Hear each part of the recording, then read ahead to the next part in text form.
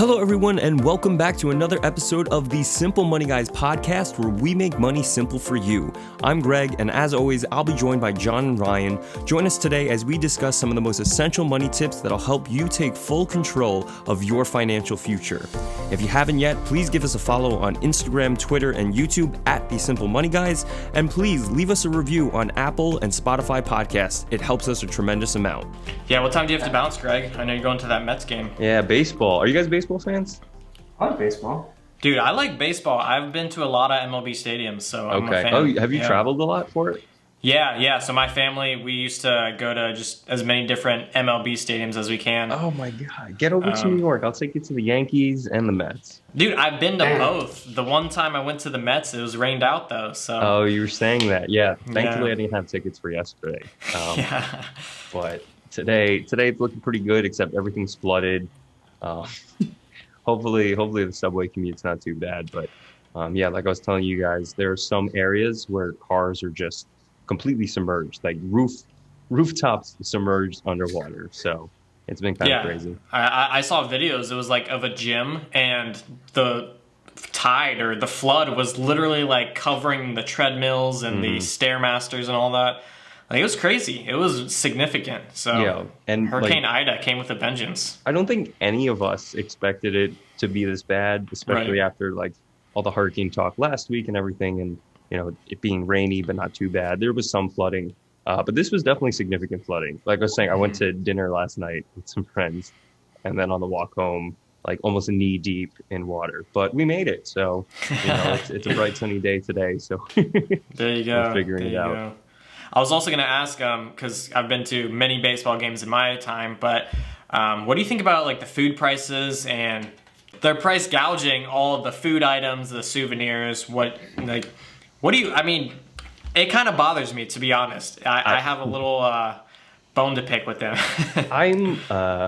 It depends. I guess if my team's doing well, I don't mind. But if my team sucks right now, that's fair. I'm bothered by it. And I know food items in general in stadiums, at sporting events, they're the highest margin profits for the stadium, the event. So, I mean, that's where really concessions is really where they're making their money. So, I mean, it is what it is. I think I remember looking at a statistic whenever I try to exemplify the premise of inflation, I always use, like, if you went to a baseball game like 50, 60 years ago, you'd be able to get a hot dog and a soda for like $5, not even. It would be like 50 cents. Yeah, I think hot dogs were like 50 cents back then. Yeah, maybe a soda was like $1. So $1.50 would get the job done.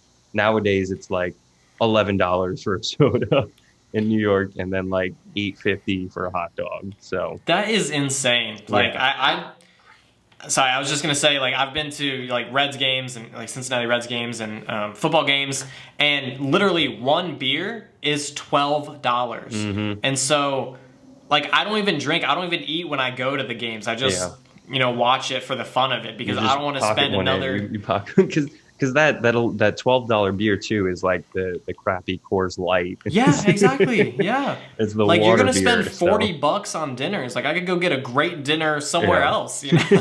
Yeah, I don't normally eat at sports games typically. Like, I like, when I go to games, I like eating before, like good food, and then going, because usually the food's not that great. Although the food's like, I mean, some like at the Astro at Minute Maid Park. They have a Torchy's Tacos. Like, they have one good place, I think. But other than that, I mean, I generally don't eat there. But it's not really because of the prices. It's because the food sucks. So I will counter that point. Citi Field, where the Mets play, has some amazing food. Like well, one, they have Shake Shack. Wow. I guess, is Shake Shack around you guys? Yeah. Okay. Shake Shack. Shake Shack versus In-N-Out, actually, real quick. Oh, In-N-Out sucks. So thank you. I've never actually had In-N-Out, so I'm gonna have to go Shake Shack. All right, we'll make a West Coast when we're trip in Austin, we're gonna go to Whataburger and In-N-Out and compare. Okay. All right. Actually, Whataburger's quality has gone down quite a bit, but it's still better than In-N-Out. Wow. When are you guys headed for that? That's in late September, like 3 weeks. No, like 2.5 weeks. Yeah. 2.5 weeks. It's coming fast. You guys are going to link up? Dude, Ryan and I are staying in the same place. Yeah. Oh, wow. So we'll have to let you know if we can continue the podcast after we're roommates for 2 days. I'm going to be cut out, man. I'm sweating a little now. Yeah, I mean, you can come share a bed with John if you want. I'll try to make it out next year for sure when I'm not training for a new job. That'll be possible. There you go. I'm super excited. Yeah, we're going to be in Austin, filming and just making content and collabing and networking. I think it's going to be a really beneficial conference for everyone, really. That's awesome. So I heard you and Daniel are going to eat a cake together on a live. Yeah, wait, did he tell you that? Yeah, he's like, you want to join? I'm like, sure. We were talking the other day. Yeah, well, we were going to do like a food challenge in Austin and then live stream that. That was like what we were thinking. But yeah, still some logistics to plan out. But we'll definitely let you know if you're interested. Dude, I'm always down. some grade A content right there. Yeah, there you go. Yeah.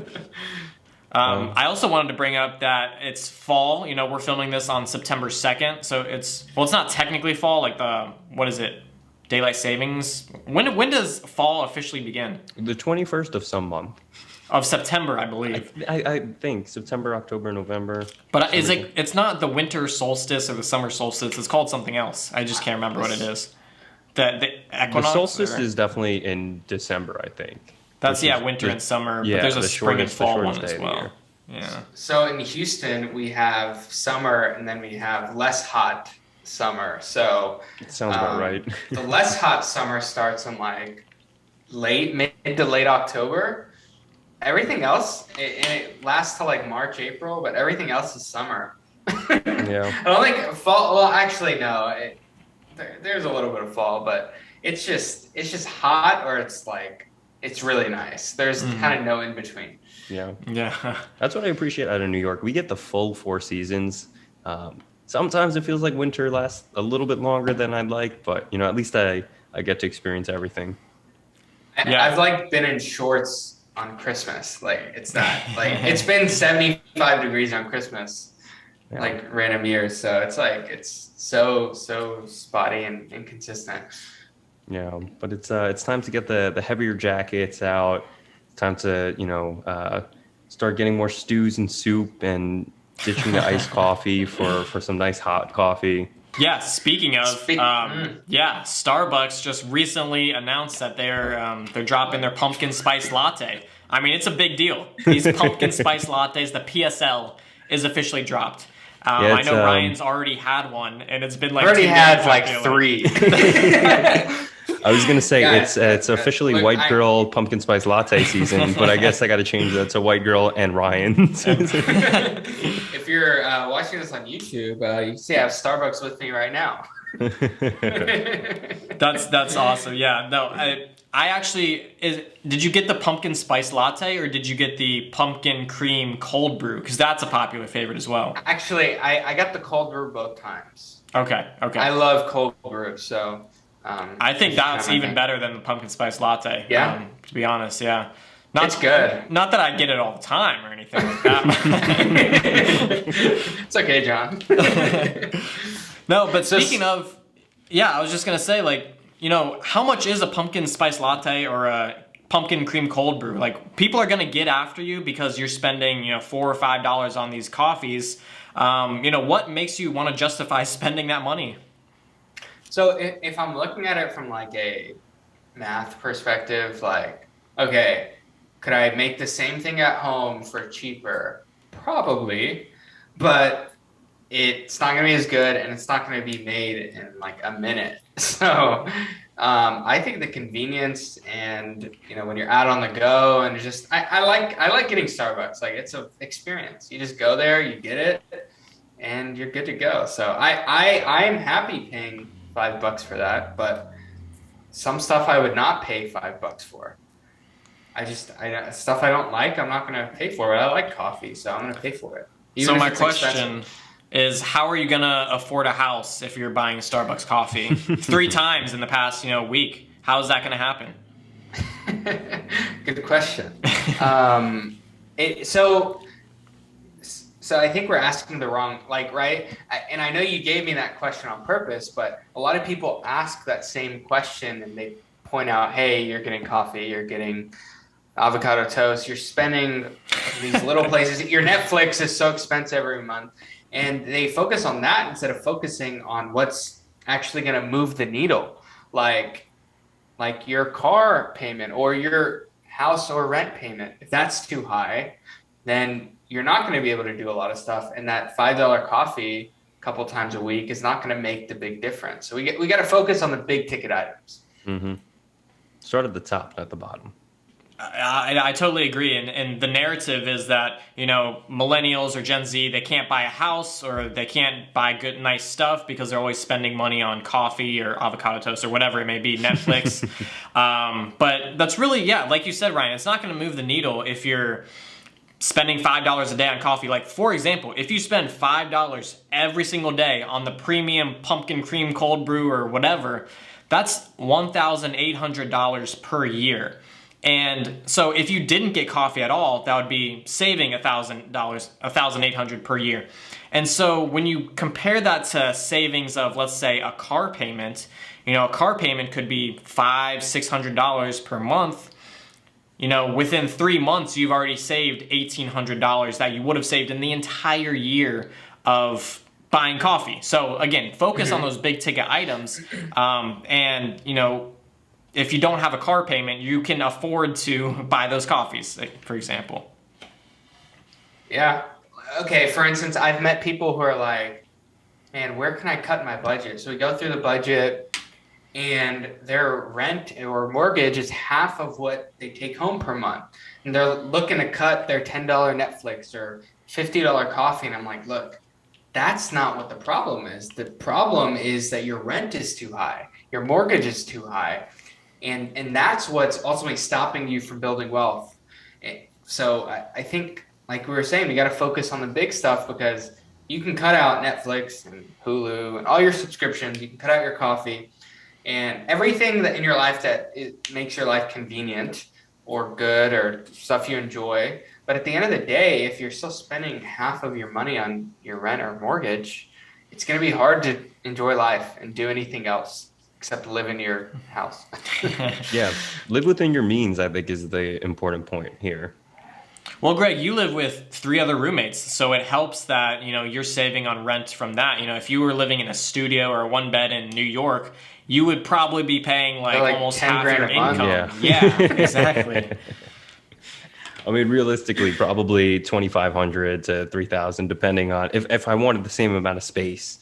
Probably upwards of that. Probably close to $4,000 if I wanted the same amount of space I have right now. Actually, I just saw that New York is the most expensive city. It just passed San Francisco for most expensive city to live in. Wow. Yeah. Love that one. Number one. Great reputation. But yeah, I actually, my secret is I actually don't drink coffee. So that's how I'm fully able to live in New York City. If you want to live in New York City, you just have to cut out coffee out of your diet. It's that easy, guys. Of course, that's a joke. That is fully a joke. I just never drank coffee, so never really got into it. I guess I saved some money. I know exactly now how much money I save by not drinking coffee. So thank you, John, for providing that statistic. And that's $5 a day, every single day. That is on the very high end. That's the most you're going to spend. Yeah. And, that's obviously very micro in the grand scheme of things. We always bring up like the big ticket items, those are the real ways you're going to save money. For example, before I had 2 cars available in the city. When I started my new job, I got a work car and parking is covered. So I didn't need 2 cars in the city. So the second car is no longer with me in the city. So that's a big ticket item because parking in the city is very expensive too. It's like $10,000 a month too. It's actually $650 to park a car. That's per month? Per more month. than I expected. Yes. Holy cow. That is probably what some people pay for rent. That is rent in Ohio. I guarantee it. So if you have a car payment and insurance, you're paying like $1,200 a month just to have a car. You might as well just Uber everywhere. Seriously. Yeah. Or walk. Like that's, I guess, the benefit of New York City. Ubers can be insanely priced in the city, but the subway's the great option. Subway, Sure. $2.75, you can get anywhere, one ride. But unfortunately for my job, I'm traveling outside of the city a lot as well as through the city, so I'm all over the place. Need a car. Luckily, company provides a car, pay for parking. So thank you to the company for that.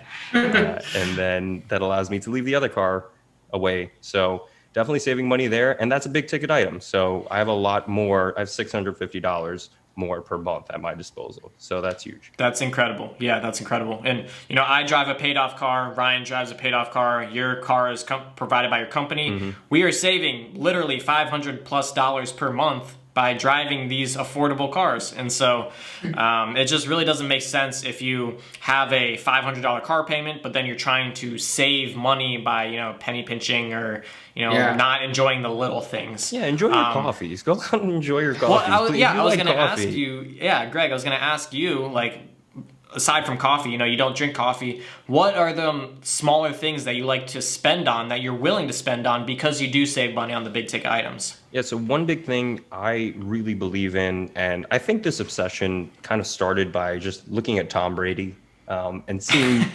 he only puts the best foods into his body.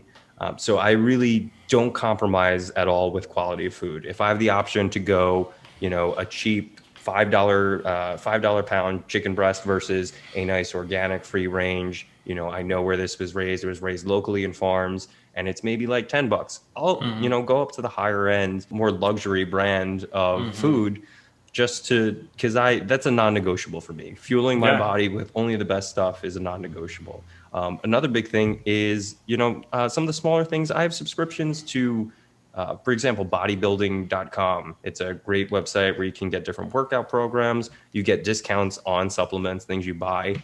And it's, I think, $8 a month. And there was a point, I think it was like while I was in college, where I was like, damn, I really can't afford this. Like I need to cut this $8 per month out of my budget. I'll be saving so much money. I'll have so much more money. And then in the grand scheme of things, you realize that's $8 per month. If you're paid bi-monthly, that's $4 per paycheck. Yeah. That's less than $100 per year. Yeah. And Netflix is $10 a month. That's $120 a year. Yeah. That doesn't really, that's not really going to do much if your rent is $7,000 a month. Right? Yeah, I am still bumming off my family Netflix. I will say that. I don't know about you guys. Who pays for Netflix? I think there's only like 4 Netflix accounts in the world. And they're all shared, for sure. I don't know how they make money.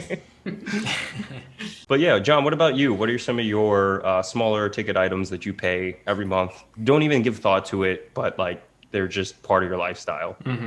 Yeah, I mean, I'm similar to you. I like spending on, I always like to say health is wealth. So if you can spend on, whether it's organic foods or gym memberships, I'm perfectly fine spending on those types of things for your health, whether it's a gym membership or organic foods. But I just think that having a healthy body and healthy mind will really help you, earn more money and build wealth. And so I think it's a good investment. Like basically, LeBron James invests $1 million into his body each year. Granted, he's a superstar athlete, but you brought up Tom Brady. Makes him right. Yeah. Like $100 million a year. Exactly. Yeah. So it's worth it. Exactly. And so, if you grow old and have all this wealth, but you're not healthy, it doesn't really, matter. So that's, I agree with you, Greg. Health is wealth. I try and spend on some of those healthy activities. Yeah. I think when I was again, going to the college times when a lot of us make mistakes, I would always try to, penny pinch as much as possible, eat a lot of fast food. Now I can't even look at fast food anymore. It's just like I see it and I'm like, I just can't put that in my body, You know what? I need to take after your example. Greg, do you drink alcohol at all? Yeah, I drink. I like to go out to the bars with some friends. That's something where, it's a big part of my lifestyle. If I had to cut it out, I could cut it out. But, it's something I'm willing to spend for the social and, sure, yeah. Just, I guess, atmosphere of just being around people, meeting people. The networking effect. Yeah, networking. Yeah, for sure. How about you guys? Do you guys have an alcohol budget? I drink like once a month probably, so Okay. I don't really spend that much. I'll go out with friends, have a beer or whatever.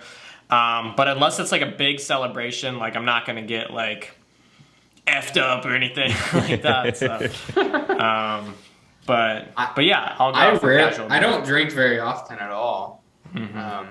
So every now and then I'll get a drink, but I don't like it that much. I'd rather spend money on like good food. 100%. I would too. Yes. I'm not talking about like healthy food right now. I'm talking about like just really tasty, good quality, like eating out food. Yeah, don't get me wrong. I still love there's nothing wrong with like food that's not like a great steak dinner. I will happily pay money for, even though it's not the best for you. So I'm with you there. It's just the fast food that's the only thing I try to cut out completely. Fair enough. What about convenience? Do y'all pay for convenience for certain things? I love paying for convenience. That's kind of like one of the biggest things I spend money on. In my opinion, I think paying for convenience is the most important thing to pay for, because again, your time is your most valuable asset. We've said this all the time, but paying for convenience gets your time back. So if you can pay for convenience and pay for that peace of mind, totally worth it. I know, Ryan, you probably have some stories about paying for convenience. Oh yeah. I think just in general, like I pay for cleaning. I pay for yard work. So growing up, I always did yard work, like at my parents' house. And I got like barely any money. If many times I didn't get money, they give me like $1 or something. There you go. In the Houston, you got good work ethic, yeah. Like 3 hours in the Houston heat. And I was like, when I grow up, I'm going to make sure if I own a home, I will never cut the grass again. Sure enough, I've never cut my grass. I don't own a lawnmower. And like just random things here and there. If I try to do it, it's going to take me longer and I'm not going to do it as well. And I'm going to be pissed off. I'm like, that is not worth paying someone to do it. It's just not. So I'll pay for simple stuff like around the house, like for someone to come do. Like I love not having to do stuff myself, and I'm willing to pay for it. Yeah, I totally agree. I would also say part of the reason why New York is so expensive is the convenience that's looped in with it. I would say within a 5-minute walk from me, I can get anything I want, or, as far as like my grocery store is a 1-minute walk down the street. If I want to try any different type of food, can get it within a 5-minute walk. So definitely appreciate the convenience aspect as well. Yeah, like I literally will pay for anything. Like I pay for meals, meal prep meals. I pay for trying to think what else. I mentioned the cleaning service and yard. I'll pay for DoorDash. Yeah, I'll pay for DoorDash. I have no problem with that. I know I'm getting like ripped off every single time, but I don't really care. That $30 Taco Bell. Dude, yeah. That was a ripoff. That was probably the worst, because Taco Bell is like everything costs like 30 cents. So it was like $6 per thing. You could feed a nation with $1,000 at Taco Bell. Like, you really could. Do you want to hear the story about Taco Bell? So my wife and I are in this hotel. It's like 11 p.m. and we're like, what is there to eat? So we open up DoorDash and we're so hungry. We haven't like eaten the whole day. And the quickest thing is Taco Bell. So we're like, all right, let's do it. Go ahead and just order a bunch of stuff. It was like $30. It wasn't like, it's not like at a normal restaurant that wouldn't be much, but Taco Bell, that's like a family of 6. And normally. So we go and order, our stuff arrives, we eat, well, whatever. And then the next day we're like leaving the hotel. I'm not even kidding. It's like walking distance away is Taco Bell. We didn't know. So we could have literally just walked over there, gotten something for like $5 and came back. But it was funny. We're tired. It was convenient. And I really didn't care. I thought it was hilarious. Yeah, the DoorDash and Seamless, whatever Grubhub, they all kill you with the service fees. Then there's taxes. Then you have to tip the driver too, and it ends up being like even if your order was like what $15, you're paying 25, $30, almost double the order just for the convenience of having it delivered. Which I'm willing to pay that sometimes, most of the time. Yeah. Another thing is, I like hosting people. So whenever we do have people, I just cater food. I will not cook. And you know why? Because like if you're cooking while they're there or even before, it's just so much time. And if you're cooking while they're there, like you're not going to be able to enjoy the time with them. So it's like I don't own a grill. I might get one at some point. I'm probably speaking blasphemy in Texas, but yeah. I will say I'm kind of the opposite there. I do like hosting, but I love cooking. So cooking is something I love doing. That's why I actually don't do any of the do you subscribe for like pre-made meals and everything? You just heat them up kind of. So we get them from HEB has these same idea, but we just go pick them up. So okay. Yeah. We might start with the subscription. We've tried different ones and we haven't liked it, so we've kind of stuck with this, but we might. Yeah, I tend to enjoy the process of cooking. I mean, during the weekdays, not so much. So I'll tend to either order food or try to on a Sunday or something like have prepped food done. But on a weekend, I enjoy making food, and if I'm hosting, I like people to partake in the food that I made. But obviously, that's not like a big budget item or anything that is a big saving point or anything. That's kind of just up to preference for everyone out there. Well, I don't think people would like to partake if I cooked. So there's the other part of that. What about Laura? Is she a cook? So she can cook, but we both like. Yeah, watch your answer here. No, she can definitely cook. It's just we're both really busy and we both work a lot. So the last thing we want to do at the end of the day is like cook. So we both value getting these meals, even though they're not as good. They'll never be as good as a home cooked meal, and that's okay. It's just the convenience is worth it to me. Yeah, absolutely. I think cooking it's preference, like Greg said, but I definitely think convenience will be the most thing that we all spend money on because we all want to get our time back. And we all want to, make sure we are spending our time on either higher dollar per hour tasks or whatever it may be. But do we want to get into? Oh, sorry. I mean, no. I was going to just say I think we all agree that as far as convenience brought up from the coffee idea, we're all willing to pay for that because it's something your time is your most precious commodity, and if you're saving there, you're saving more in the long run because you're able to get out and do tasks that yield you more. And then if you want to try to save, start with the big ticket items, your rent, car payments, maybe for some parking, Think about house hacking too. Yeah, house hacking is a great way to cut your biggest expense. Yeah. Highly recommend that for anyone. So see now we're talking because like you're cutting your big expenses. So we talked about like what we love spending on but you showed it something you can actually do to cut your expenses, one of your biggest expenses down. So, yeah. I mean, basically, just a quick anecdote. Like, I house hack, so my living expenses for the entire house is about $400 to $500 per month, and then I don't have a car payment. Incredible. So, my fixed expenses are very, very minimal, and that's what allows me to spend on other things like travel or convenience or coffees or whatever it may be. So and invest more. And invest more, exactly, yeah. So, I tell people all the time that I live on about $2,000 a month, and they're like, "Oh my gosh, you live in deprivation and whatever." I'm like, no, I still have a very fulfilling life. I go out and golf and I travel and do a bunch of things. It's because I'm house hacking and I don't have a car payment. That's really the biggest two ones. Started with the big ticket item to get all those conveniences. Yeah, for sure. I think that's the theme of this episode for everyone. Yes. Don't sacrifice the small things. Tackle the big ones first. Yeah, absolutely. And if I want to add one more thing, if you have to cut everything out to be able to live, I think you may have an income problem. So there's a difference between a spending problem and an income problem.